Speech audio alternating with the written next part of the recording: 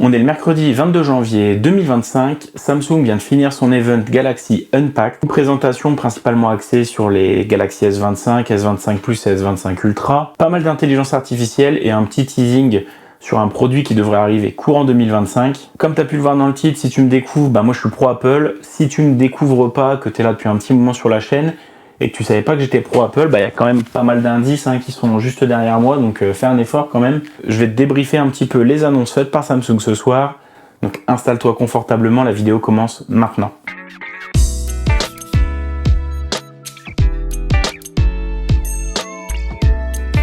Début de la présentation du coup de Samsung qui était très axé au niveau de l'intelligence artificielle. Donc le Galaxy AI qui fusionne de ce que j'ai pu comprendre avec le Google Gemini. Donc les deux s'associent pour ne former qu'un, pour que cette intelligence artificielle puisse venir s'intégrer du mieux possible à Android et au Galaxy S25 et toute la gamme. Donc pas mal de petites nouveautés assez intéressantes au niveau de l'intelligence artificielle. Samsung était quand même assez précurseur là-dedans puisque ça fait déjà 1 an qu'ils l'ont sorti leur intelligence artificielle pour le coup eux. Contrairement à Apple où ils l'ont présenté en juin, sorti en octobre aux États-Unis et nous en France toujours rien pour le moment, mais bon, ça va arriver normalement. L'intelligence artificielle de Samsung, elle pour le coup, est en train de faire une seconde jeunesse. Pas mal de petites nouveautés qui sont annoncées, avec du coup une intelligence artificielle qui va être beaucoup plus sécurisée. Il y aura plus de stockage de données qui seront faites sur le cloud. Tout sera stocké directement à l'intérieur des S25, donc ça, c'est plutôt bien. C'est ce que propose déjà Apple. Je dis ça, je dis rien, mais en tout cas, ça existe déjà. L'intelligence artificielle va beaucoup t'aider aussi sur la partie photo et vidéo. Tu auras des petits traitements qui pourront être faits, qui vont te permettre d'utiliser par exemple la gomme magique ou autre, et ça sera encore plus performant que ce que proposait déjà Galaxy AI, et Galaxy AI était déjà très fort sur ces points-là. L'intelligence artificielle de Samsung va utiliser le Cross App, donc ça c'est une vraie nouveauté qui va être assez cool. Tu vas pouvoir du coup par exemple tu reçois un message de quelqu'un qui te dit j'ai bloqué le restaurant tel jour telle heure, viens avec moi, etc.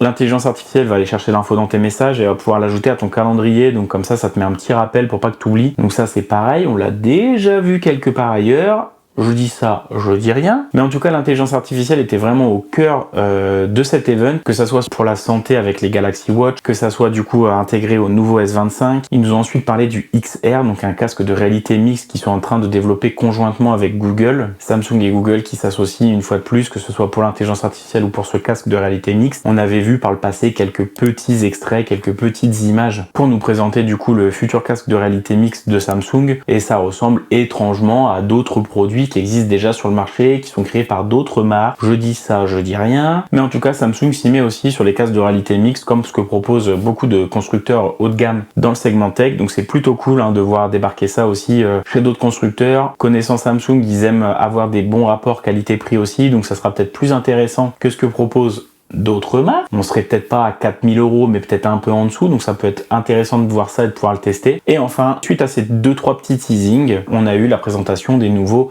S25, S25 Plus et S25 Ultra. De ce qu'on a pu voir, Samsung a vraiment voulu uniformiser sa gamme en proposant un design le même sur ces 3 modèles. Donc on a des bords qui sont maintenant droits, on n'a plus cette petite bordure arrondie, ce qui va permettre du coup de réduire les bordures, d'affiner le téléphone, et je crois qu'ils ont perdu 4 mm d'épaisseur si je te dis pas de bêtises. On a des bordures plus fines, un S25 Ultra qui passe à 6,9 pouces mais qui ne change pas de taille de gabarit, garde le même form factor, ce qui est principalement dû à la réduction des bordures qui sont beaucoup plus fines. On garde le même stylet qui n'a pas évolué, les capteurs photo qui restent sensiblement identiques, mis à part le capteur ultra grand angle sur le S25 Ultra qui passe désormais à 50 mégapixels. On aura la possibilité d'avoir du log, si t'es vidéaste ça peut être une petite fonctionnalité qui t'intéresse de pouvoir shooter en log. Bon ça on sait que d'autres marques le proposent déjà depuis 2 ans, je dis ça je dis rien. On a un tout nouveau châssis sur ce S25 Ultra qui est en titanium, comme ce que propose d'autres marques depuis 2 ans. Je dis ça, je dis rien. Mais donc voilà, c'est sensiblement les seules nouveautés qu'on a eu, un petit nouveau design avec des bordures un peu plus fines, des smartphones qui sont boostés avec le tout dernier Snapdragon avec 12 Go de RAM, donc Samsung a mis beaucoup l'accent sur le jeu vidéo, vous allez pouvoir faire tourner des gros jeux vidéo sur ces nouveaux S25 avec des écrans 120 Hz qui sont plutôt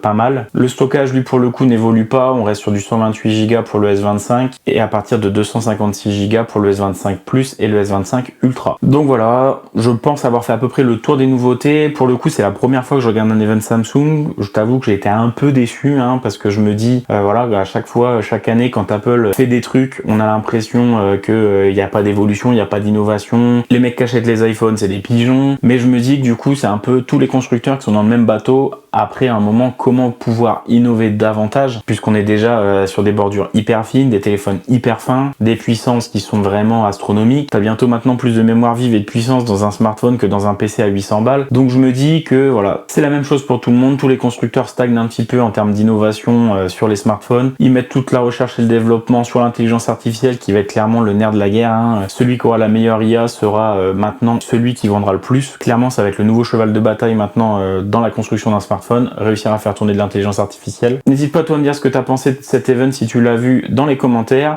Tu peux lâcher ton plus gros like aussi parce que je suis pro Apple, je regarde un event Samsung. Je vais te faire le montage là maintenant, donc je vais probablement rater PSG Manchester City et le match du Bayern de Munich. Donc si ça mérite pas ton plus gros like, franchement je sais pas où on va. En tout cas, je te remercie d'avoir regardé la vidéo jusqu'au bout. C'était Cyril sur la chaîne Contrôle Bu. N'hésite pas à t'abonner. Je te dis à très bientôt pour une prochaine vidéo. Salut.